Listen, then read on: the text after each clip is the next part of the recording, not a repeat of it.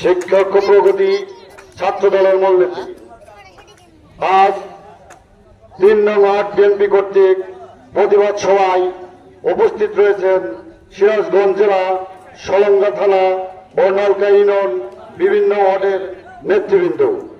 সকলকে জানাই আমার প্রাণপ্রিয় সংগঠন নলকা ইউনিয়ন ছাত্র দলের পক্ষ থেকে সংগ্রামী সালাম ও অভিনন্দন। প্রিয় সংগ্রামী সাথী ভাইরা, একটি কথাই শুধু বলতে চাই, আজ দীর্ঘ 17 বছর ধরে আমাদের উপর আওয়ামী লীগ যে নির্যাতন করেছে, সেই নির্যাতন আমরা প্রতিটা নির্যাতনের কথাই কিন্তু মনে রেখেছি। আমি একটি কথা বলতে চাই, আজ তারেক রহমান বলেছেন দুঃসময়ে যে কর্মী আমাদের পাশে ছিলেন, আজকে সেই কর্মীকে হৃদয়ের স্পন্দে আমাদের রাখতে হবে। আমি আরো বলতে চাই, আজ যে দুঃসময়ে আমাদের পাশে যারা ছিলেন, আজ সুসময়ে অনেকে আমাদের কাছে এসেছেন।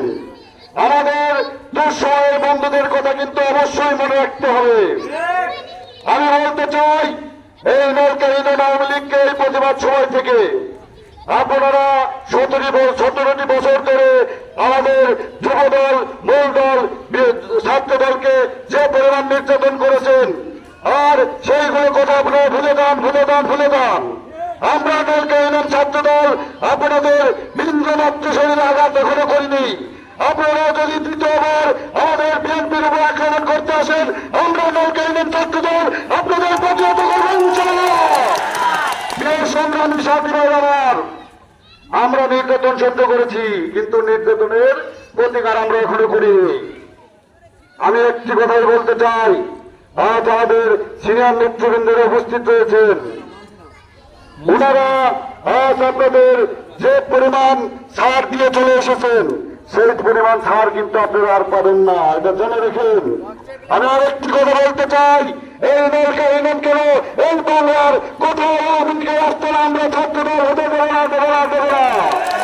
এই সংগ্রামী সাথী ভাই আমার, এবারে আমি আমার বক্তব্য এখানে শেষ করছি। শহীদ জিয়াউর হক, দেশ নেত্রী বেগম খালেদা জিয়া জিন্দাবাদ, তারুণ্যের অহংকার তারেক রহমান জিন্দাবাদ। আসসালামু আলাইকুম।